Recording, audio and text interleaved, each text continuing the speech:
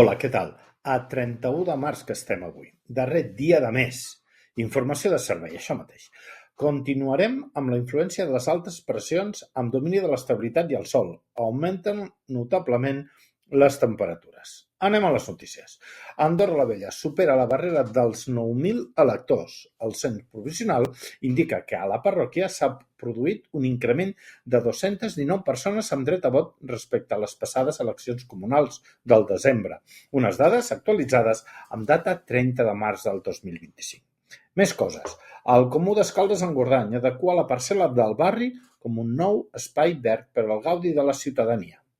El terreny, de 782,29 metres quadrats exactament, també servirà per instal·lar un hivernacle i una zona de treball de jardineria pels empleats comunals. La parcel·la es va adquirir a l'octubre del 2023. Està dividida en 3 subespais a diferents cotes.